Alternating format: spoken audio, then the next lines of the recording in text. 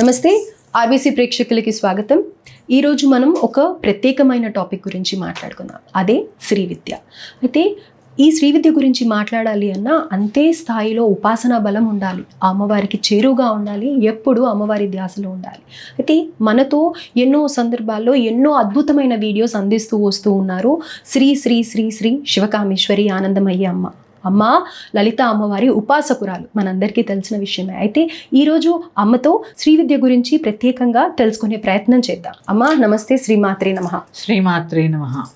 అమ్మ మీరు ఎప్పటి నుంచో, ఊహ తెలిసినప్పటి నుంచి అనొచ్చు, సో శ్రీ విద్యలో ఉన్నారు, అమ్మవారి సేవలో ఉన్నారు మీరు. సో ఎన్నో అనుభవాలు, ఎంతో మందిని చూశారు, ఎంతో మంది విద్యార్థులను తీర్చిదిద్దారు, ఈ వైపుగా స్పిరిచువల్ పాత్ వైపు నడిపించారు. సో శ్రీ విద్య అంటే అసలు ఏంటమ్మా? తప్పకుండా తెలియజేస్తానమ్మా. చాలా చాలా చాలా ఇప్పుడు ఉన్న మన కాలానికి చాలా అవసరమైనది, అలాగే ఇప్పుడు ఉన్నటువంటి పరిణామాలకి చాలా అవసరమైనటువంటి టాపిక్ని మీరు అడిగారు. తప్పకుండా తెలియజేస్తాను. ఆర్బీసీ ఛానల్ వీక్షిస్తున్న ప్రేక్షకులందరికీ శ్రీమాత్రే నమః. శ్రీ విద్య ఆ మహాత్రిపుర సుందరి యొక్క, అంటే లలితా త్రిపుర సుందరి యొక్క విద్యనే శ్రీ విద్య అంటారు. ఈ శ్రీ విద్య, శ్రీ అనే శబ్దానికి అమ్మ, ఆ లలితా పరమేశ్వరి అని ఒక అర్థము, శ్రీ అంటే సంపద అని ఒక అర్థము, శ్రీ అంటే జ్ఞానము అని ఒక అర్థము. ఈ శ్రీలోనే మొత్తము సృష్టి రహస్యమంతా దాగి ఉంది కాబట్టి దీన్ని శ్రీ విద్య అంటారు. ప్రత్యేకించి శాక్తేయంలో అమ్మవారిని సాధన చేయాలి అన్న, అమ్మవారి యొక్క పాదపద్మములను మనం ఆ పాదపద్మముల దాకా చేరుకోవాలి అన్న ఈ శ్రీ విద్య ఒక్కటే మార్గం. ఈ శ్రీ విద్యలో మనకి లభించినటువంటివే నేను ఎప్పుడూ చెప్తూ ఉంటాను మీకు. ఉపదేశం లేకుండా లలిత చదవకూడదని, ఖడ్గమాల చదవకూడదని ఇట్లా నేను చాలా సందర్భాల్లో చెప్పి ఉంటాను. అది ఎందుకు అంటే ఇదే కారణం. ఎందుకంటే ఈ శ్రీ విద్య అని ఎలాగ ఆ శ్రీచక్రార్చన చేసుకోవాలి, అమ్మ ఎలా ఉంటుంది అనేటటువంటి ఒక అద్భుతమైనటువంటి రహస్యాలే లలితా సహస్రనామము, ఖడ్గమాల. ఇవి శ్రీ విద్యలో ఉపయోగపడేటటువంటి చాలా మంచి పూజా విధానాలు అన్నమాట. అందుకనే ఈ శ్రీ విద్య ఏంటి అంటే, ఒక రకంగా చెప్పాలి అంటే అమ్మ గురించి తెలుసుకోవడమే కాదు, ఒక రాయిలాగా ఉన్న మనల్ని ఆ అమ్మ ఏం చేస్తుందంటే మన చేతికే ఒక ఉలి ఇచ్చి ఒక చక్కని శిల్పంలాగా నిన్ను నువ్వు మార్చుకో అని చెప్పేటటువంటిదే ఈ శ్రీ విద్య.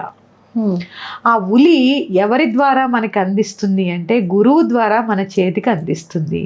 అదే శ్రీ విద్యలో ఉండేటటువంటి మంత్రములు. ఎందుకంటే చాలా అద్భుతం అమ్మ. ఎందుకంటే సౌందర్యలహరి మనం చెప్పుకున్నప్పుడు మొదటి శ్లోకంలో చెప్పుకున్నాం, శివశక్త్యాయుక్తో యది భవతి శక్త ప్రభవితున్న చేదేవం దేవో నఖలు కుశల స్పందితుమపి అతస్త్వామారాధ్యాం హరిహర విరించాదిభిరపి ప్రణంతుం స్తోతుం వా కథమ కృతపుణ్య ప్రభవతి. ఆ అమ్మని స్మరించాలంటే కూడా జన్మ జన్మల పుణ్యం కావాలని చెప్పి మనం చెప్పుకున్నాం.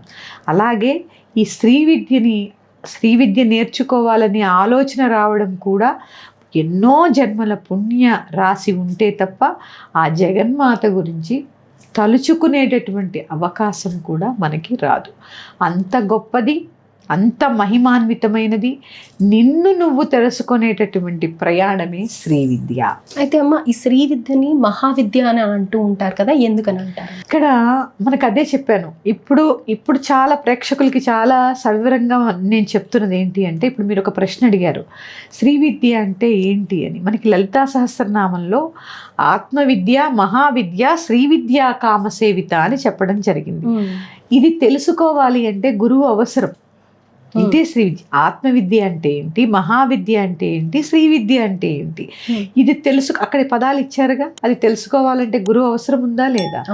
ఇదంతా తెలుసుకునేదే మహావిద్య. అంటే ఇప్పుడు అదే చెప్తున్నానమ్మా, ఆ అమ్మవారితో పాటు ఈ సృష్టి యొక్క రహస్యాన్ని తెలుసుకోవడంతో పాటు ఈ శ్రీ విద్యలో ఎక్కువగా ఏమి ఉంటాయి అంటే, మనం భౌతికంగా చూస్తే మంత్రము, తర్పణము, హోమము ఇవన్నీ ఉంటాయి. కానీ సూక్ష్మంగా ఆలోచిస్తే ఏముంటాయి అంటే ప్రాణాయామం, అలాగే షట్చక్ర జపం, ఇవన్నీ కూడా సాధనలో భాగంగా ఉంటాయి. ఇవన్నీ కూడా మనకి లలితా సహస్రనామంలో, సౌందర్యలహరిలో చెప్పడం జరిగింది. అందుకే గురుముఖతగా నేర్చుకుని ఉంటే అసలు ఈ నేర్చుకున్నవి అమ్మ దగ్గరికి మనం ఎంత తొందరగా వెళ్ళొచ్చు అనేటటువంటి అవకాశం ఉంటుంది.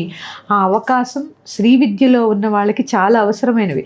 ప్రతిరోజు శ్రీ విద్యలో ఉన్న వాళ్ళు లలితా సహస్రనామం చేస్తారు, త్రిశతి చదువుతారు, ఖడ్గమాల అర్చన చేస్తారు. ఎందుకు అంటే ఈ శ్రీచక్రానికి వాళ్ళు ఎప్పుడైతే అర్చన చేస్తూ ఉంటారో కేవలం అక్కడికే పరిమితం అవ్వదు. ఈ సృష్టి అంతా కూడా నిండి ఉన్నటువంటి ఆ శ్రీచక్రాన్ని జ్ఞాననేత్రంతో చూడగలుగుతారు. అందుకే ఏం చెప్పింది, చరాచర జగన్నాథ చక్రరాజ నికేతన. చరము అంటే కదిలేది, అచరము అంటే కదలనిది. ఈ రెండిటిల్లోనూ ఉన్నది నేనే అని చెప్పింది కదా ఆవిడ. ఈ శ్రీ విద్యలో ఏంటి అంటే ఇదే అమ్మ ఉపాసన. ఎక్కడ చూసినా అమ్మ తత్వాన్ని, అమ్మని చూడడము అంటే ఆ అమ్మ తత్వాన్ని మనలో, స్త్రీ అయినా పురుషుడైనా, ఆ అమ్మ తత్వము అంటే ప్రేమతత్వం. ఆ ప్రేమతత్వాన్ని మనలో పెంపొందించేదే శ్రీ విద్య. అందుకే ఇది మహావిద్య అయింది, ఆత్మవిద్య అయింది. నేను చెప్పానుగా ఇప్పుడు, ఆత్మవిద్య అంటే ఏంటి, నిన్ను నువ్వు తెలుసుకోవడం. ఆ నిన్ను నువ్వు ఎప్పుడైతే తెలుసుకున్నావో అదే మహావిద్య, నిన్ను నీకు తెలిపేదే శ్రీ విద్య. అయితే అమ్మ మీరు అన్నారు కదా ప్రాణాయామం కానీ లేకపోతే షట్చక్ర జపం అని కానీ ఇలాంటివి కొన్ని ఉంటాయి. ఇవన్నీ కూడా ఒక ఆర్డర్లో చేస్తేనే మనం చేసే పూజ ఫలిస్తుంది అని అంటూ ఉంటారు కదా, నిజమేనా అది?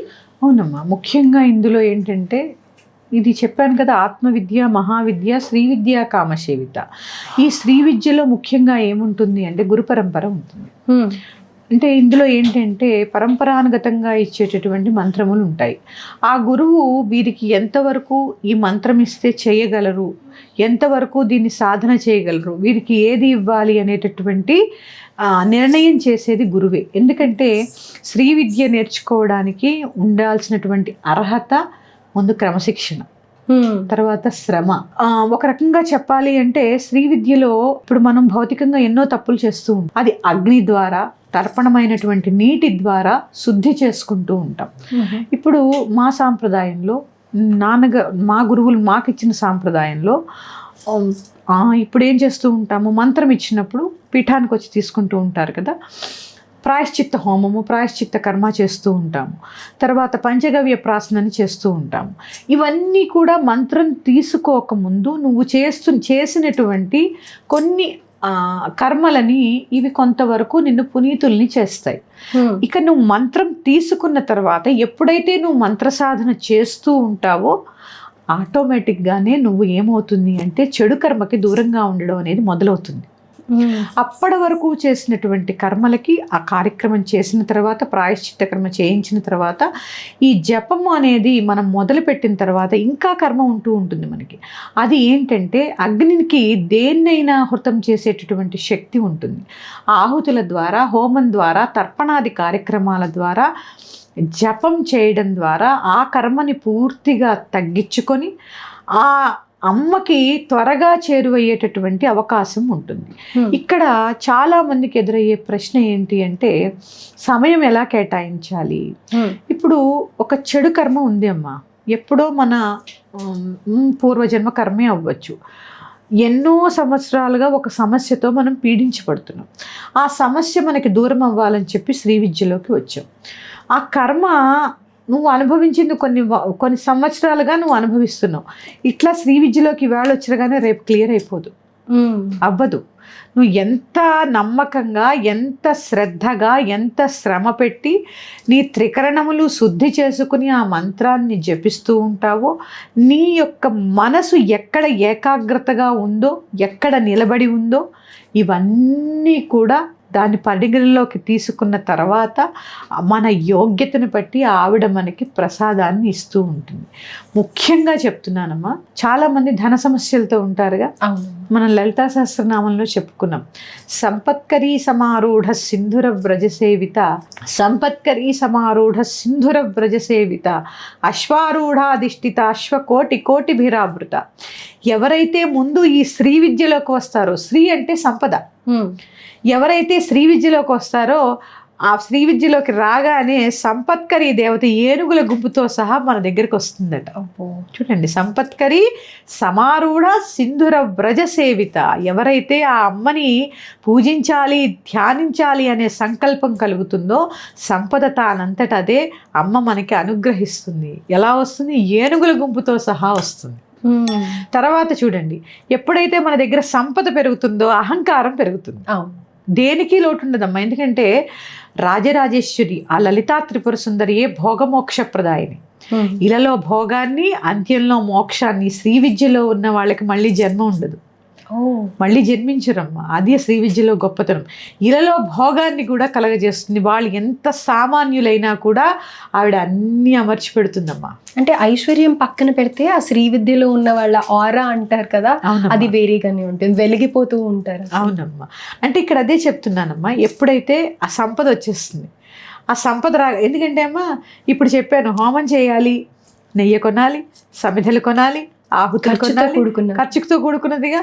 అందుకే ఏం చేస్తుంది, దేనికి లోటు రానివ్వకుండా సంకల్పం మనం తలుస్తే చాలు అమ్మనే వచ్చేస్తుంది. శ్రీ విద్య అమ్మ నీ పాదాలు చెంతకి నేను చేరుతున్నాను. ఇక్కడ గ్రహించాల్సింది ఏంటి తెలుసా అమ్మా, చంటి పిల్లవాడు నడిచేటప్పుడు తప్పటడుగులు వేస్తూ ఉంటాడు.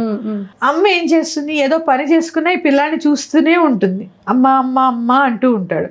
ఎప్పుడైతే వీడు అమ్మ అని వాడు ఆర్తిగా పిలిచి అమ్మ కోసం పరిగెడుతూ పడిపోతాడో గబుక్కుని వచ్చి ఎత్తుకుంటుంది. ఇదే శ్రీ విద్య. అంటే బిడ్డ, మనం బిడ్డలమేగా ఆవిడకి, ఆవిడ గురించి 2-3 తప్పటడుగులు వేసినా, అంటే ఆ విధి విధానంలో ఏదైనా తప్పులు జరిగినా అమ్మ కోప్పడదండి. చాలామంది అమ్మ ఉగ్రరూపిణి, అమ్మ దాన్ని ఏమిటి శాపం ఇచ్చేస్తుంది. కాదు, ఆవిడ చూడండి, అరుణాం కరుణా తరంగితాక్షి. ఒక కంటిలో జ్ఞానాన్ని, ఒక కంటిలో కరుణని ఎల్లప్పుడూ కురిపిస్తూ ఉంటుంది. అయితే ఇప్పుడు మీ మాటలు ఎంతో మంది శ్రీ విద్యలోకి రావాలని కూడా భయపడిపోయి ఆగిపోతూ ఉన్న వాళ్ళకి ఎంతో ధైర్యాన్ని ఇస్తుంది. అంతేమ్మా, ఇప్పుడు అదే చెప్పాను కదా ఇందాక, మనం సంపదిస్తుంది. ముందు మనకు కావాల్సింది అదేగా. ఆ సంపద రాగానే ఎంతో కొంత అహంకారం వస్తూ ఉంటుంది మనిషిగా. నేను కాబట్టి మంత్రం చేస్తున్నాను, నేను కాబట్టి ఇది చేస్తున్నాను అనేటువంటి అహంకారం రాగానే వెంటనే ఏం చేస్తుందండి, కోరికలు ఎక్కువైపోతాయి. అశ్వారూఢాధిష్ఠితాశ్వ కోటి కోటి బిరావృత. అశ్వారూఢ దేవత గుర్రం ఎక్కి కళ్ళం వేయడానికి వచ్చేస్తుందండి. చూడండి, అంటే మనల్ని మనం నియంత్రించుకునే శక్తి ఏర్పడుతుంది శ్రీ విద్యలో. చూసారా, అందుకే అది మహావిద్య అయింది. అయితే అమ్మ, ఇక్కడ అర్హత ఏం ఉండాలమ్మా శ్రీ విద్యలోకి రావాలి అని అనుకుంటే? శ్రీ విద్యలో ఉండాల్సినటువంటి మొదటి అర్హత ఆ పరాత్పర్యందు, ఆ పరమేశ్వరి యందు సర్వస్వ శరణాగతి. పరిపూర్ణమైనటువంటి ఆవిడే అన్నీ. ఆవిడే ఇంద్రుడు, ఆవిడే చంద్రుడు, ఆవిడే విష్ణువు, ఆవిడే శివుడు, ఆవిడే లక్ష్మి, ఆవిడే దుర్గా, అన్నీ ఆవిడే కదా. అంటే సర్వస్వ శరణాగతి. అన్యథా శరణం నాస్తి త్వమేవ శరణం మమ తస్మాత్ కారుణ్య భావేన రక్ష రక్ష పరమేశ్వరి. సర్వస్వ శరణాగతి ఎప్పుడైతే మనం పొందుతామో, ఇక్కడ భవానీ అష్టకం ఎప్పుడైనా విన్నారా మీరు? లేదు. నాకు పుత్రులు లేరు, పతి లేరు, సంసారం లేదు, ఏం లేదు, అన్నీ నువ్వే అని చెప్తుంది అనమాట ఆ స్తోత్రం.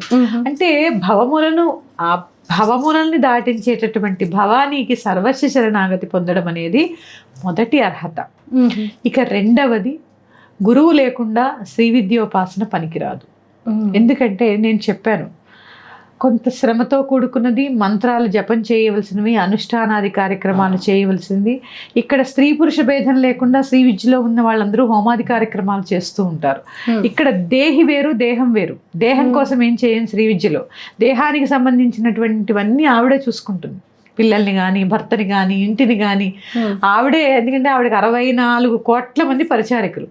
64 కోట్ల మంది పరిచారికులు, ఒకళ్ళిద్దరు కాదు, 64 మంది కాదు. ఆ పరిచారికులకి, ఆ యోగిని దేవతలకి రేపు ఏం కావాలో అవన్నీ కూడా ఆవిడ ఈ రోజే సమకూరుస్తూ ఉంటుంది. అలాగే శ్రీ విద్యలో ఉన్న వాళ్ళకి భౌతికంగా రేపు ఏం కావాలో ఆవిడ ఈ రోజే సమకూరుస్తూ ఉంటుంది. ఎందుకంటే ఇక్కడ దేహం తీసి పక్కకు పెట్టినప్పుడు, దేహి కోసం మనం ప్రయత్నం చేసినప్పుడు యజ్ఞయాగాది కర్మలు స్త్రీలకు కూడా ఉంటాయి శ్రీ విద్యలో. మన పీఠలను చూసారుగా, నేను హోమం చేస్తూ ఉంటాను, శ్రీ విద్యలో ఉంటూ ఉంటాయి.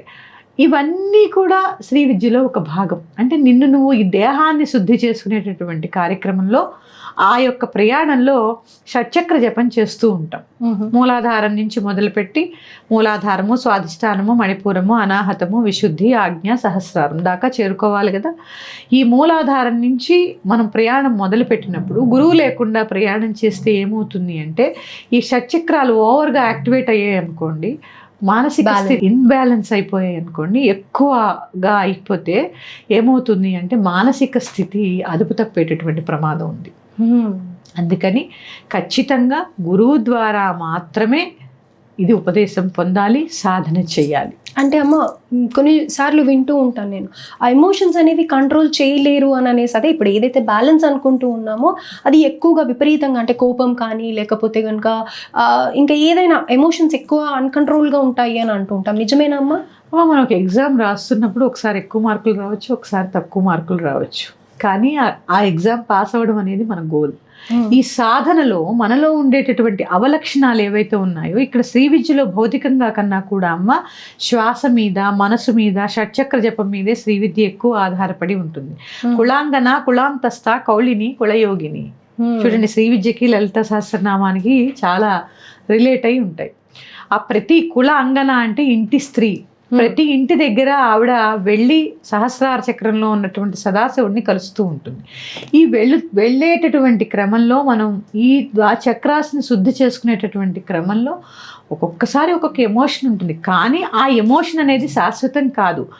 ఏది శాశ్వతమో అసలైన సచితానందాన్ని మనకి పరిచయం చేసేటటువంటిదే మనలో ఉన్నటువంటి పూర్తి దుర్గుణాలని, అసూయ, రాగద్వేషాలని, కామక్రోధ లోభమోహం, మదమత్సరాలని, ఇవన్నిటినీ కూడా సమూలంగా నాశనం చేసి మనకి ఆత్మవిద్య, నిన్ను నువ్వు తెలుసుకునేలా చేసేదే శ్రీ విద్య. శ్రీ విద్యలోకి వచ్చిన వాళ్ళు పాటించవలసిన నియమాలు ఏంటమ్మా?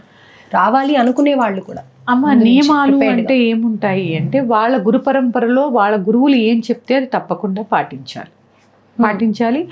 ఒకసారి ఇది గురువు మంత్రం తీసుకున్న తర్వాత వదలకుండా చేయడం అనేది శ్రేయస్కరం.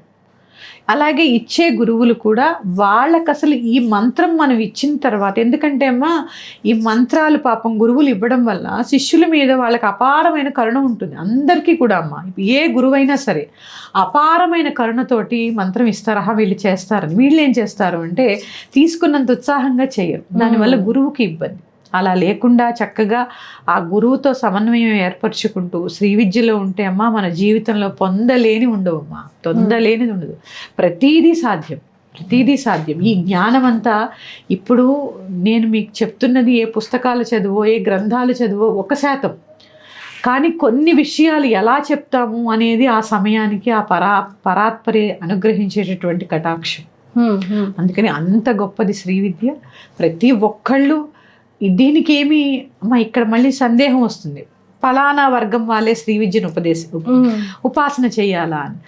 ఇక్కడ చెప్తున్నాను, దేహం వేరు, దేహి వేరు. జీవాత్మ పరమాత్మలో లీనమవ్వడానికే మనం ఉన్నాము. దానికి ఒక దారి మనం ఆత్మ విద్యని ఎంచుకున్నప్పుడు ఇక్కడ కులంతో సంబంధం లేదు. ఆవిడ భగవంతుడు అందరికీ దేవుడే.